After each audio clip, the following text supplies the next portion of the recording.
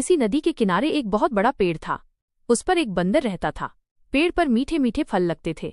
बंदर रोज उन फलों को खाकर बड़ा खुश रहता और मौज में अपना समय बिताता।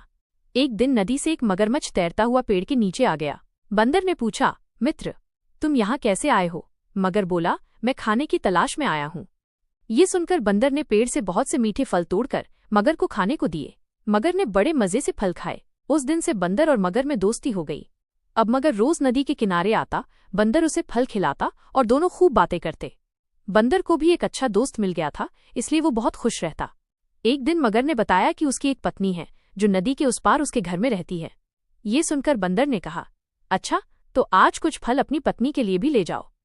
और उसने मगर को बहुत से मीठे फल दिए। मगर रोज जी भरकर फल खाता और अपनी पत्नी के लिए भी ले जाता। मगर की पत्नी को वे फल तो बहुत पसंद आए, पर उसे अपने पति का रोज बंदर के पास जाना अच्छा नहीं लगा। एक दिन उसने मगर से कहा, अगर वो बंदर रोज इतने मीठे फल खाता है तो उसका कलेजा कितना मीठा होगा, मैं उसका कलेजा खाना चाहती हूँ। मगर ने उसे बहुत समझाया, लेकिन पत्नी नहीं मानी। अंत में मगर को उसकी बात माननी पड़ी। अगले दिन मगर ने बंदर से कहा, मित्र, मेरी पत्नी ने तुम्हें हमारे घर खाने पर बुलाया है, चलो आज हमारे घर चलो। बंदर खुशी खुशी मगर की पीठ पर बैठ गया।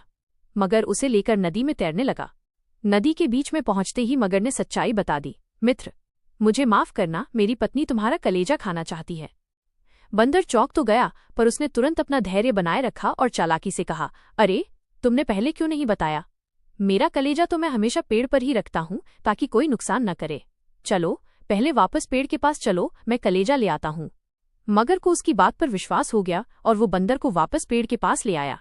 बंदर जैसे ही किनारे पहुंचा, फुर्ती से पेड़ पर चढ़ गया और हंसते हुए बोला, अरे मूर्ख मगर, भला कोई अपना कलेजा शरीर से अलग रख सकता है? जाओ अपनी पत्नी से कहना कि तुम दोनों दुनिया के सबसे बड़े मूर्ख हो। मगर शर्मिंदा होकर चुपचाप वापस लौट गया।